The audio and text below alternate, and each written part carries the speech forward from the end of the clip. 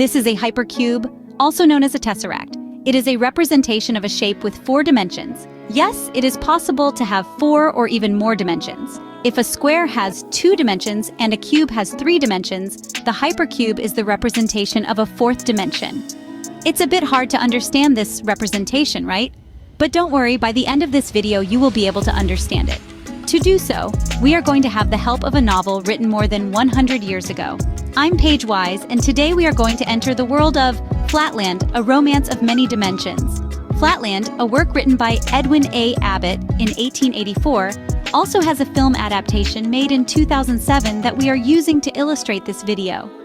It immerses us in a world where everything is flat and additional dimensions are a mystery. Get ready to challenge your perceptions and expand your mind beyond the limits of 3-dimensional space. Let's get started.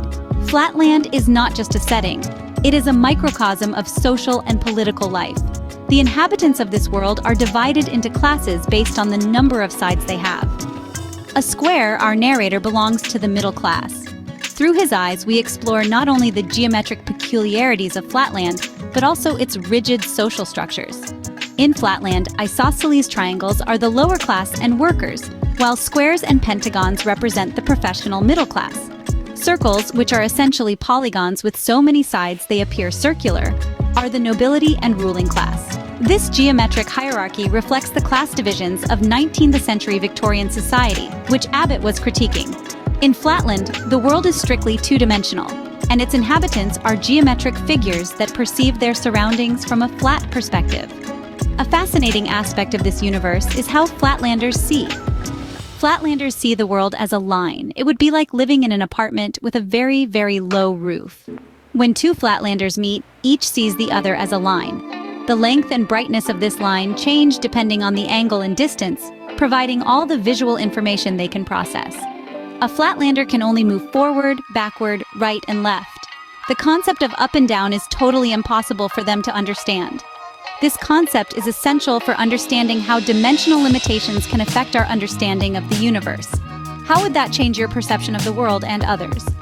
From a 3-dimensional perspective, you could see inside Flatlanders, their internal organs and structures, something completely invisible to them. This makes sense because, in the Flatland world, there are no forces in the up and down direction, so they probably don't need to grow skin on that side. This idea invites us to consider what aspects of reality might be invisible to us due to our own perceptual limitations. To expand our understanding, the square introduces us to Lineland and Pointland. Lineland is a 1-dimensional world where life is reduced to a straight line. Lineland's inhabitants cannot pass each other and can only see points to their left and right. This narrative helps Abbott build the stage for understanding the limitations of a single dimension. In Lineland, the inhabitants can only move in one direction, forward and backward. They cannot conceive the idea of moving sideways, since their existence is confined to a line. From the perspective of a Lineland inhabitant, life would be similar to living in a huge, narrow corridor. This gives us a clear perspective on how an additional dimension drastically changes perception and possibilities of existence. The square is able to move outside Lineland, and from the Lineland inhabitant's perspective, he is kind of a wizard, as he is able to appear and disappear. From their perspective, it looks like teleportation, but the square is just moving using directions they cannot see. Meanwhile, Pointland represents the pinnacle of isolation, a solitary point, the monarch of Pointland, who believes he is the entire universe.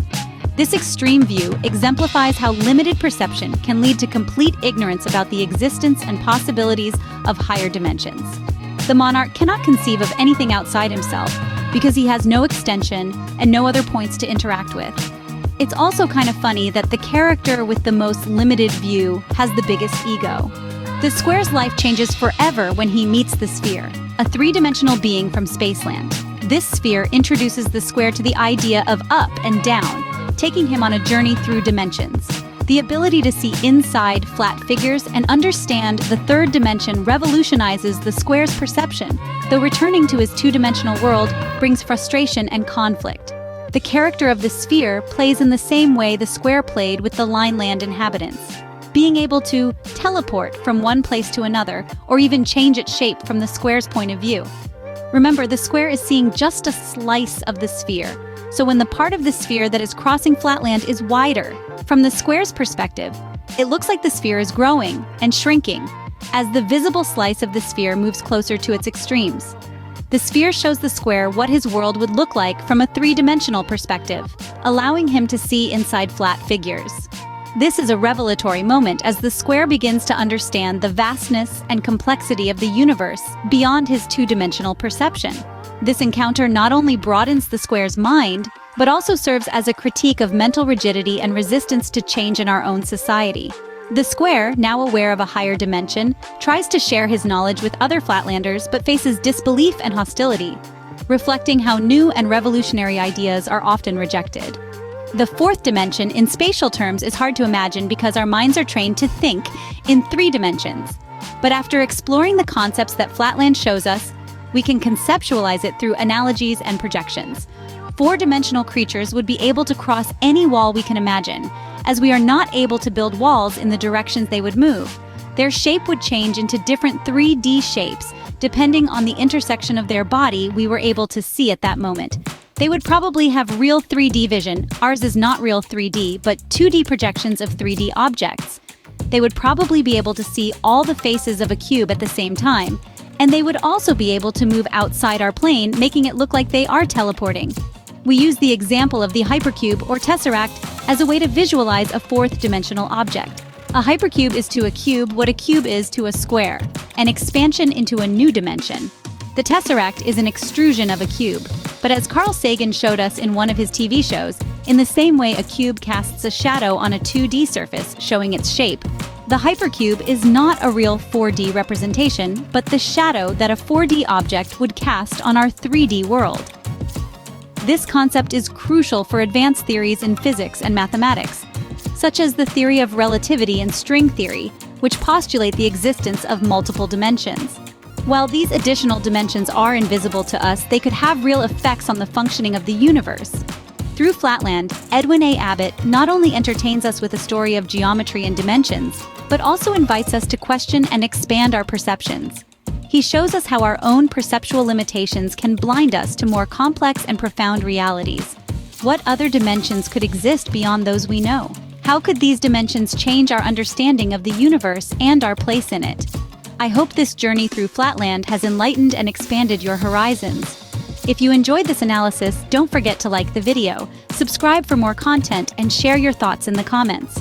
What do you think about the idea of dimensions beyond our own?